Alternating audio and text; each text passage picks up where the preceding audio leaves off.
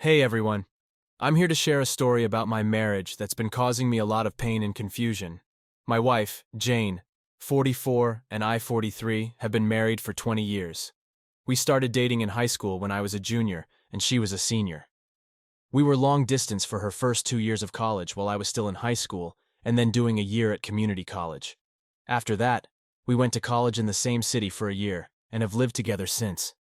We got married the summer after I graduated from college. Our marriage has been pretty great so far, but recently I initiated a divorce after discovering that she was sleeping with multiple men during the 2 years we were long distance. Just after Christmas, we got together with a few of her friends from college to catch up, have dinner, and hang out. We talked about a lot of stuff, and Jane mentioned that we met in high school. Not that we dated, just that we met. Her old college roommate commented that it was crazy that we met in high school, had a few wild years in college, then ended up together. I played along and commented that I didn't know if Jane was as crazy as I was. The roommate started to tell a story, but Jane cut her off and said she was uncomfortable about it. I sensed something was up, so I said that we actually started dating in high school and were together for Jane's entire time in college. All of Genevieve ATM's friends got real quiet, and the rest of the dinner was awkward. On the way out, one of her other roommates took me aside and said I should have an honest conversation with Jane about what happened in college. I asked Jane on the way home and she kinda blew me off. I told her it was important that she was honest with me, and again she said it wasn't important.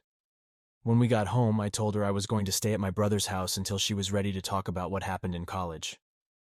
The next day, she came over and admitted to sleeping with several men during her first 2 years in college. She said she didn't consider it a big deal at the time because we were long distance, and she didn't think a high school romance would last.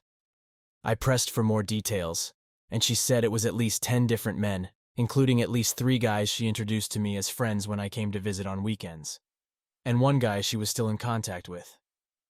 I told her that I wanted a divorce and would be starting the paperwork as soon as I could, which I did on January 2nd.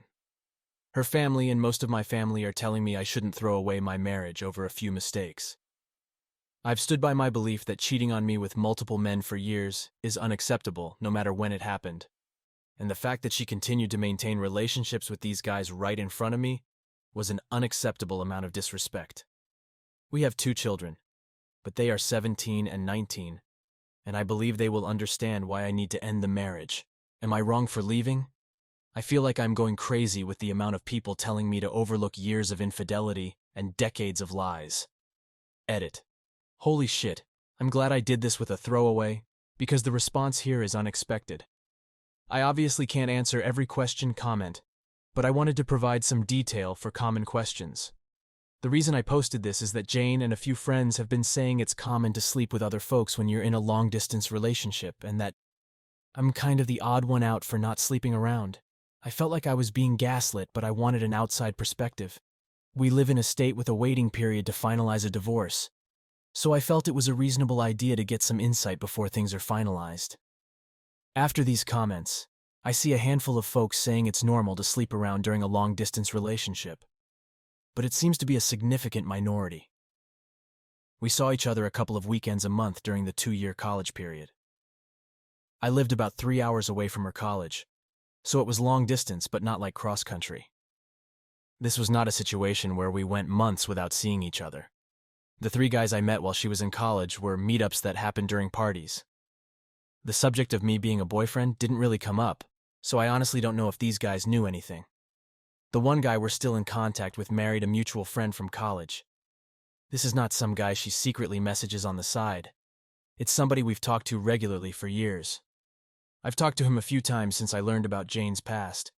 He said he didn't know we were dating at the time and has since blocked Jane on social media. Some folks have asked how the roommates didn't realize at our wedding that the timelines didn't work out. The main reason is that Jane and I had a very small ceremony with just close family in Texas, then went back to the East Coast to have a big party with friends. The typical reception, sharing details about how we met stuff didn't really happen, so her roommates didn't realize we started dating before college. It sounds like they thought we only dated for the year we were both in the same city, then moved in together. I was open to therapy or some kind of attempt to save the marriage, but her insistence that this whole thing is common, and am the one who's out of line is just too much for me. The only time she showed any remorse or even offered to reconcile is when I started filing paperwork.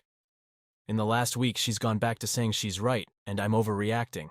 This is also why I feel like I'm being gaslit. It seems obvious that this is a major issue, but I've got Jane and others telling me it's normal and I am overreacting. I'm not getting a paternity test unless my kids want to get one. I don't have any doubts that they are biologically mine, and no test will make them not my kids. I love them more than anything in the world, and Jane's infidelity won't change that even if one or both of them is not biologically mine. They've been my kids for 19 years, and they will be my kids until I stop breathing. Final edit. Hey all, I've been reading a bunch of the responses, but things are getting crazy and increasingly unhinged, so I probably won't be checking in more. Here are a few more answers to common questions I've seen. We were definitely exclusively dating at the time. First, dating culture was a lot different 20-ish years ago, and exclusive was kind of the default for most people. Second, we had a long and difficult discussion before she left for college about continuing the relationship long distance. She specifically wanted to stay together and even joked about her dad coming after me if I started sleeping around with girls at my school. Finally, at my senior prom, she was not able to attend and was very upset when I proposed going with a platonic female friend of mine. As a result, I ended up skipping my prom and hanging out with her instead. While we never said the word exclusive, I think the above reasons, combined with the general relationship before she left, are enough to assume exclusivity. Based on some comments here, I followed up with the friend that said I should have an honest conversation. She told me that 10 guys would be on the low end, and that her biggest concern was that there was apparently at least one pregnancy scare that I didn't know about. I honestly don't think that really changes much. It's less about the number for me and more about the fact that she seems incapable of recognizing why this was wrong or why I feel betrayed. Thank you all for the helpful responses, even those that disagree with me. I will still be open to therapy if she's willing. But I honestly feel like it would be more about us being successful co-parents and finding closure than saving our marriage. After filing for divorce, I felt a mixture of relief and sorrow. The decision to leave Jane was not easy, but her lack of remorse and continued denial of any wrongdoing was too much for me. We had built a life together, raised 2 wonderful children, and shared countless memories. However, the foundation of our marriage had been built on lies and betrayal. As I settled into my brother's house, I started to reflect on our relationship.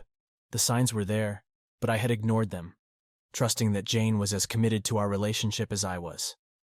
I thought back to the times she introduced me to her college friends, the parties we attended, and how she would often brush off any mention of her college years. I had been naive, believing that our love could withstand any challenge. My brother Tom was supportive throughout this ordeal. He listened to my rants, offered advice, and reminded me that I deserved better. He was shocked when I told him about Jane's infidelity and couldn't understand how she could betray me like that. Tom had always looked up to our marriage as a model of stability and love, and learning about Jane's actions shattered that illusion for him as well. One evening, as we sat on the porch drinking beer, Tom suggested I should seek therapy to process everything. At first, I was hesitant. Therapy felt like admitting I was broken, but the more I thought about it, the more I realized I needed help to navigate the emotional turmoil. I found a therapist who specialized in infidelity and marital issues and scheduled my first session. The therapist, Dr. Ellis, was a kind and empathetic woman who made me feel comfortable from the start. During our sessions, I poured out my heart, recounting the betrayal, the lies, and the pain I felt. Dr. Ellis helped me understand that it was okay to feel hurt and angry, and that my feelings were valid. She also emphasized the importance of self-care and rebuilding my self-esteem, which had taken a massive hit. Jane tried to reach out a few times, insisting that we should at least try to save our marriage for the sake of our children. But her attempts felt hollow, lacking the genuine remorse I needed to see. I told her that while I was open to therapy, it was more for co-parenting and closure rather than reconciliation. She was visibly hurt, but accepted my terms. Our children, Emily 19 and Jack 17, were understandably shocked when we told them about the divorce.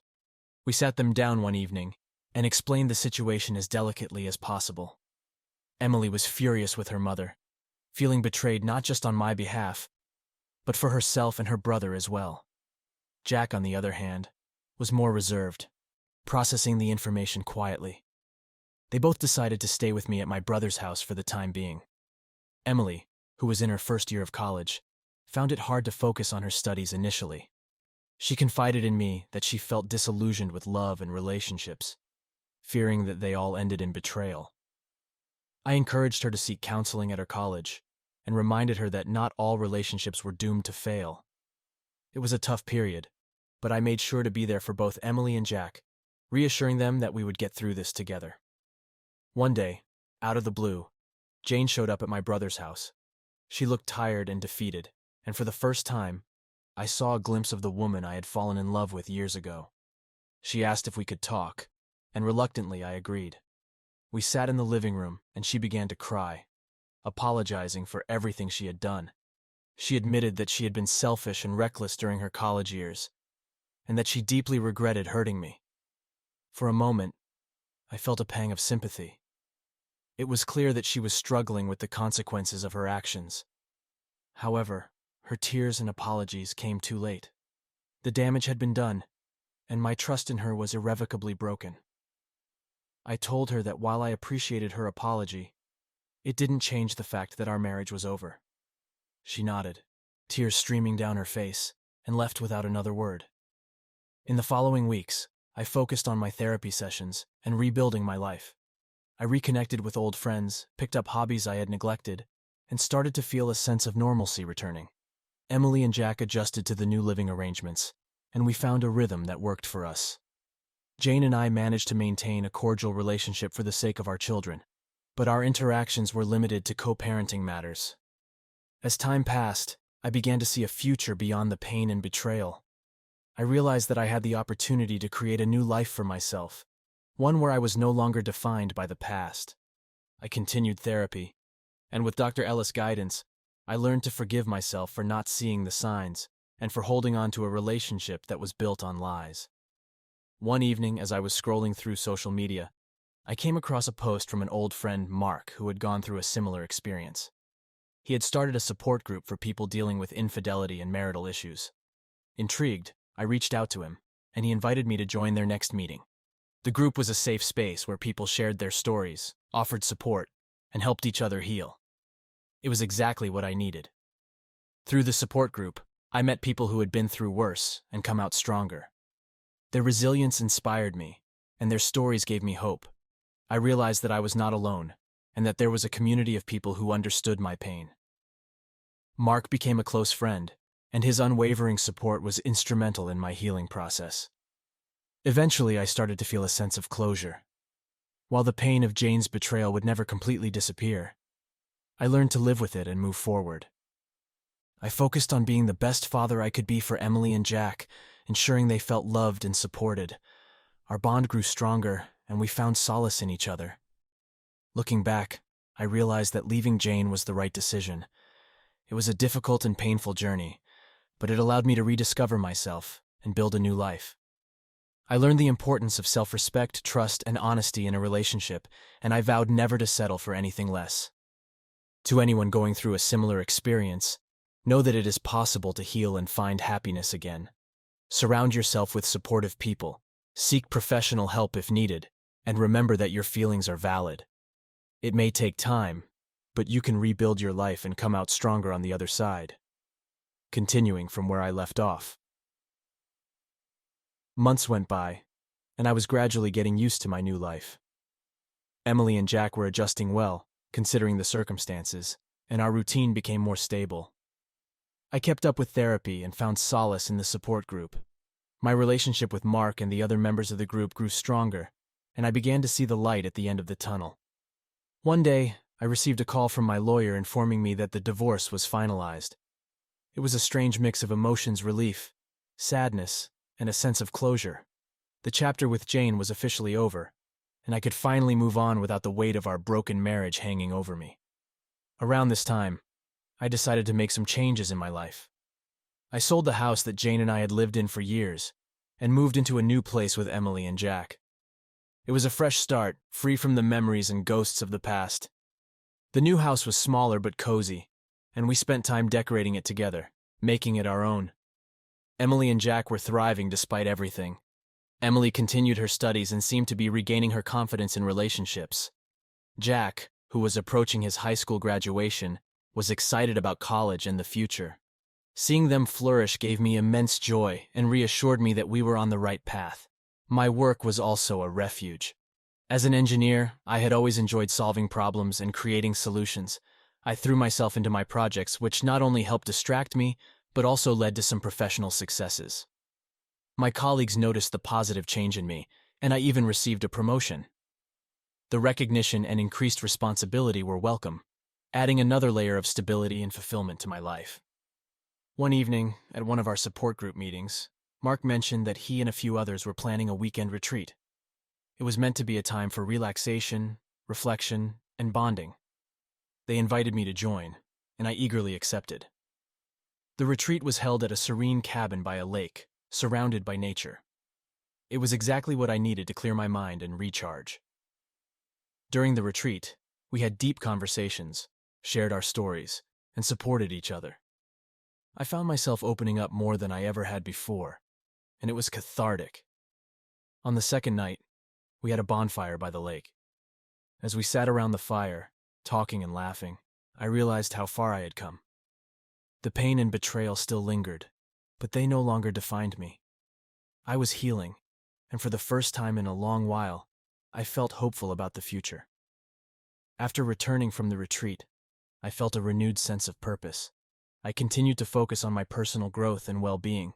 I reconnected with old friends and even started dating again. It was a slow process, but I was determined to move forward and not let the past dictate my happiness.